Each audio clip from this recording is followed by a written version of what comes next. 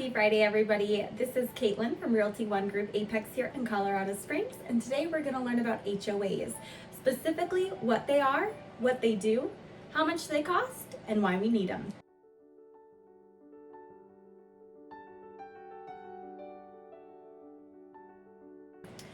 So an HOA is a homeowners association, and their job is to keep the neighborhood looking upkept and uniform. So they may have rules against certain things, like you have to have your grass cut to a certain length. It can't be overgrown. There can't be weeds in the front yard. Maybe you can't paint your house purple or lime green or something like that. And those things are just to keep the neighborhood kind of conform. That's why when you drive into a neighborhood, a lot of the homes are painted the same. Like there'll be earth tones or neutral colors, things like that. And they are beneficial because they keep a neighborhood looking nice. I am going to share some statistics with you about how those HOAs keep the value of your home. We'll just do that a tiny bit later when we talk about the benefits of an HOA.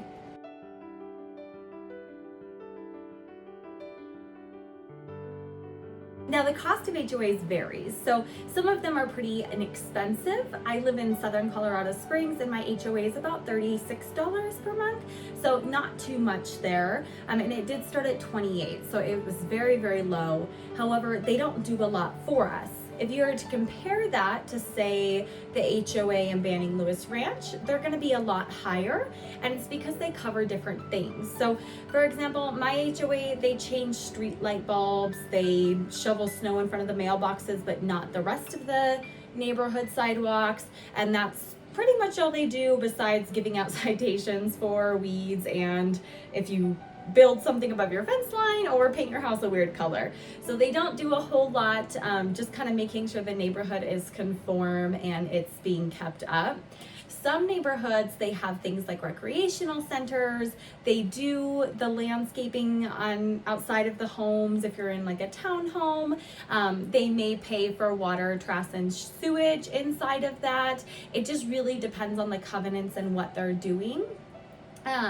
So you just kind of have to look into that. Before you purchase a home, if there is an HOA, at least in the state of Colorado, you are required to be given those documents so you know what you're getting into ahead of time.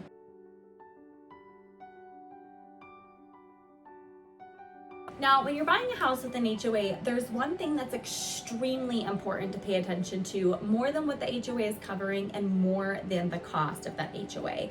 And that's actually going to be the minutes.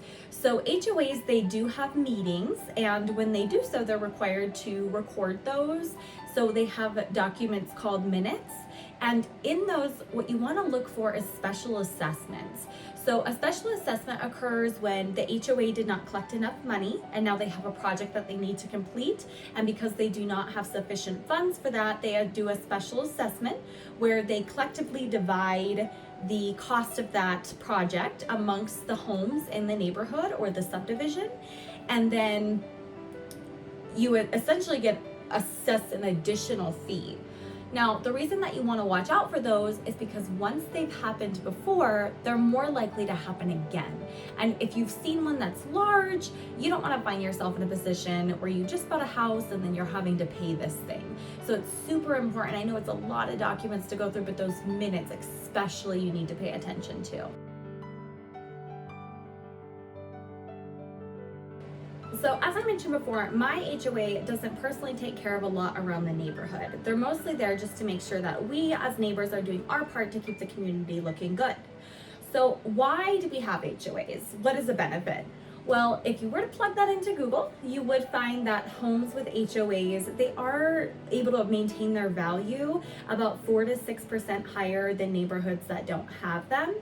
So there is that in a financial regard, and then also it keeps you from having your neighbor paint their house an atrocious color, one neighbor not picking their weeds and things like that, and then them re-spreading across the neighborhood when you've taken so much work to get rid of your yard of them.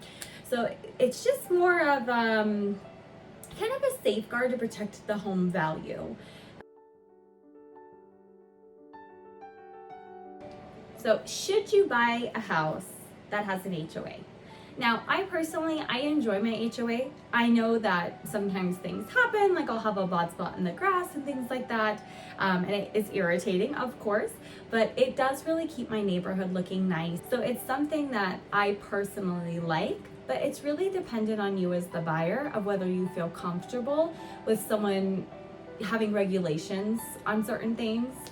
But you do have to remember, they're going to show you that up front. Before you purchase a home, at least in my state of Colorado, you are required to go over the HOA documents. If you don't receive them, you are able to get out of your contract to buy the home, or if you do not find that those covenants and things are to your liking.